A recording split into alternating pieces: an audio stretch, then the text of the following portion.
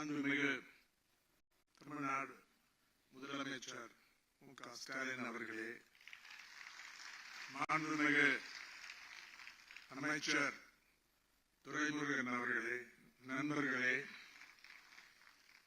இந்த முக்கியமான விழாவில் கலந்து கொள்ள வாய்ப்பாக கொடுத்ததற்கு டாக்டர் மாண்புமிகு அமைச்சர் பிடிஆர் அவர்களுக்கு நன்றியை தெரிவித்துக் கொள்கிறேன்.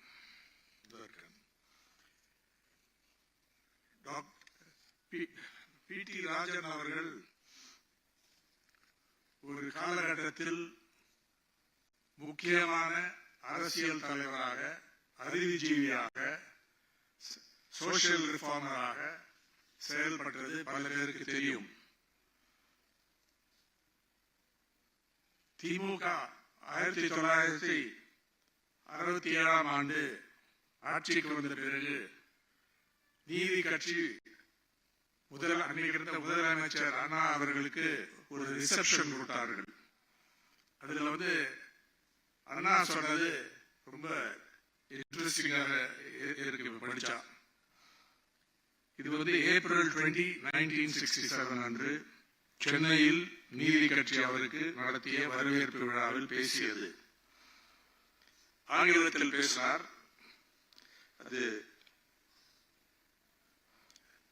பி.டி. ராஜன் அவர்கள் அந்த கூட்டத்தில் இருந்தார்.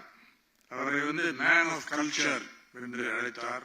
பண்பாட்டின் வடிவம் என்றும், கல்விமான் என்றும், லேர்னட் மேன் என்று சொன்னார். கல்விமான் என்றும், திறமையான நிர்வாகி என்றும் பாராட்டினார்.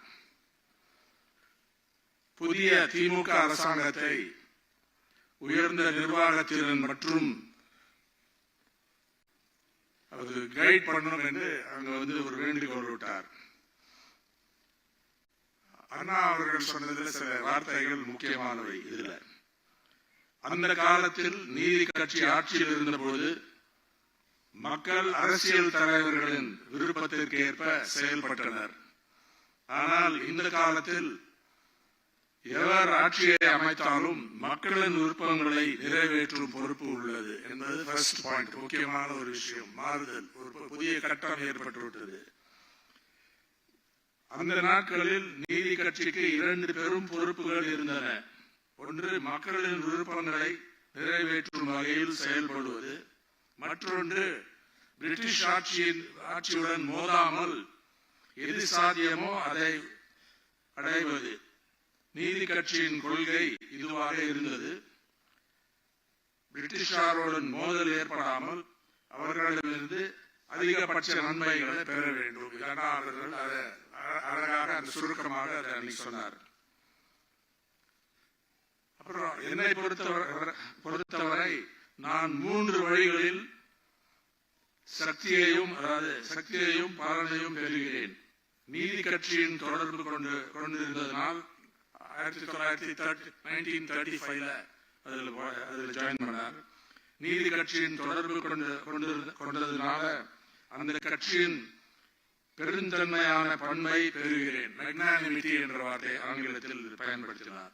சுயமரியாதை இயக்கத்தின் தொடர்பு கொண்டதால் தேவையான போது சுயமரியாதை உணர்வை பெறுகிறேன். காங்கிரஸ் கட்சியின் மாபெரும் தலைவர்களுடன் நட்பு வைத்திருந்ததால் அரசியல் சிக்கல்களை கையாளுவதில் அவர்களிலிருந்து ராஜதந்திரத்தை பின்பற்றுவேன் என்று சொன்னார். அதாவது ஐ ரெப்ரசன்ட் இந்த 3 ஸ்ட்ரீம்ஸ் என்று நன்றாக சொன்னார். அதே வழியில் தான் நம் மாண்புமிகு முதலமைச்சர் இன்றைக்கு செயல்பட்டு இருக்கிறார்கள். எங்கிருந்து நல்ல ஐடியாஸ் வருதோ அதையெல்லாம் அமுல்படுத்தி, அதை ஏற்றுக்கொண்டு அதற்கு சிறப்பு செய்து அதை இன்னைக்கு வழி நடத்தி இருக்கிறார். முக்கியமானது 2 லாங்குவேஜ் பாலிசி. 2 மொழிகள் தான். 3 லாங்குவேஜ் பாலிசி தேவையில்லை, திணிக்க முடியாது, எந்த மொழியும் எதிர்க்கவில்லை என்று சொல்லியிருக்கிறார். ஹிந்திக்கு எதிர்ப்பு இல்லை, ஆனா ஹிந்தி திணிப்புக்கு எதிர்ப்பு. நான் பிரசிடென்சி கல்லூரி மாணவனாக இருக்கும் போது ஹிந்தி இம்போசிஷனுக்கு எதிராக போராட்டம் நடந்தது, நன்றாக ஞாபகம் இருக்கு. அதே முறையில் இன்னும் மோசமாக இன்றைக்கு அந்த கொள்கையை அவங்க கொண்டு வந்திருக்காங்க. அதை எதிர்ப்பதில் தெளிவாக தைரியமாக சேர்ந்து முதலமைச்சர் மு க ஸ்டாலின் இருக்கக்கூடிய தலைமையில் இருக்கக்கூடிய அரசாங்கம் என்று சொல்லுவோம். திமுக அது பாராட்ட வேண்டும். அந்த இதுல இரண்டாவது பிடிஆர் ஏற்கனவே சொல்லிட்டாரு. உச்ச நீதிமன்றத்தில் எதிர்பார்த்ததை விட சிறந்த ஒரு ஜட்ஜ்மெண்ட் வந்திருக்கு. எல்லாருக்கும் தெரிஞ்ச விஷயம். அதை அவனால பொறுக்க முடியல. அவ்வளவு தெளிவாக சொல்லியிருக்காங்க. ஆளுநரோட ரோல் என்ன என்று டைட்டிலர் ஹெட், கான்ஸ்டிடியூஷன் ஹெட், அவரோட டிஸ்கிரிப்ஷன் ரொம்ப குறைவு. அதாவது வித்தோல் என்றால் தடுக்க முடியாது, வித்தோல் என்றால் திருப்பி அனுப்ப வேண்டும். கிட்டத்தட்ட எல்லா விஷயங்களையும் எல்லா மசோதாக்களையும் சிலது மட்டும் பிரசிடென்ட் அனுப்பலாம். பிரசிடென்ட் கூட 2 வருஷம் 3 வருஷம் ஊர்கா போட்டு வைக்க முடியாது. இன்றைக்கு இதெல்லாம் தெளிவாக யாரும் எதிர்பார்க்காத அளவுக்கு சிறந்த ஒரு ஜட்ஜ்மெண்டை தயார் வந்ததுக்கு இந்தியா முழுவதும் எல்லா மாநிலங்கள் எந்த கட்சி பவர்ல இருந்தாலும் அந்த மாநிலங்களுக்கு ஒரு பெரிய கிஃப்ட் என்று சொல்லலாம் இந்த ஜட்ஜ்மெண்ட். அதை எதிர்த்து சில பேர் பேசியிருக்காங்க. அவங்க பேர்லாம் சொல்ல தேவையில்லைங்க. ஆனா அதை அந்த பாதையில் போறது இம்பார்ட்டன்ட். மூன்றாவதாக நீட்டை பற்றி தெளிவாகவும் தைரியமாகவும் இது பண்ணியிருக்காங்க. அதனால இது ஒரு பெரிய விஷயம். இன்றைக்கு செலிபிரேட் பண்ண வேண்டியது பி.டி. ராஜன் அவர்களை பற்றி பேசும்பொழுது அவருடைய ஒரு முக்கியமான ஒரு ஸ்பீச்ல இருந்து அதை சொல்ல முடியும். அதாவது ஒரு கொடியேற்று விழாவில் பங்கேற்றார் 1929 February 17.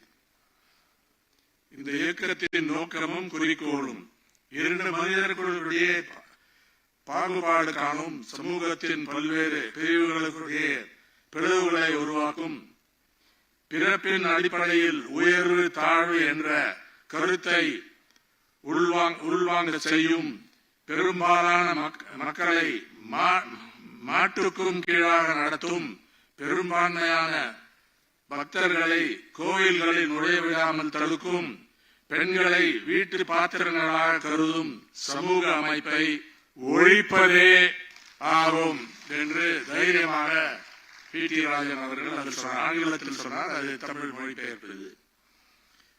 இயற்கை நீதி மற்றும் மனிதனால் உருவாக்கப்பட்ட சட்டங்களின் அடிப்படையில் அனைவருக்கும் சம உரிமைகள் வழங்குவது, பாலின சமத்துவத்தை உருவாக்குவது, ஒவ்வொரு மனிதனும் முழுமையான முன்னேற்றத்தை அடைய தேவையான வசதிகளை ஏற்படுத்துவது, தேசத்தின் மீது தங்களுக்கு உள்ள கடமைகளையும் தேசத்தில்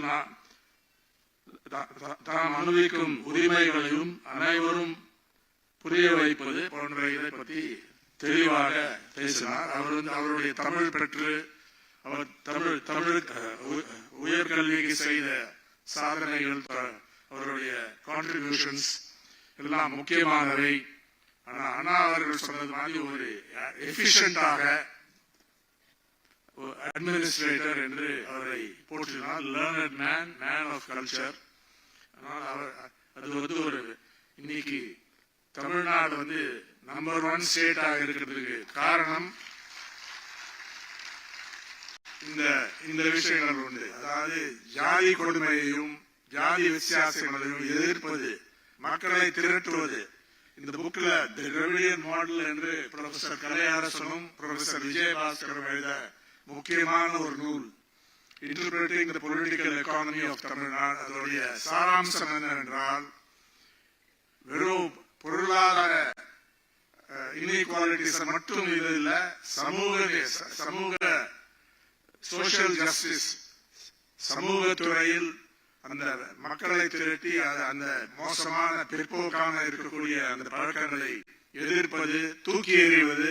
இதனால்தான் தமிழ்நாடு இந்த நிலையை இன்னைக்கு அடைந்து இருக்கிறது என்று இந்த டேட்டா மூலம் இதை எடுத்து சொல்லியிருக்காங்க. பல விஷயம் இதை பத்தி பேசலாம். நான் இன்னும் டைம் எடுக்க தேவையில்லை. இந்த சிறந்த கூட்டத்தில் வாய்ப்பு கொடுத்ததுக்கு மகிழ்ச்சி அடைகிறேன், பெருமை அடைகிறேன். உங்களுக்கு நன்றியை தெரிவித்து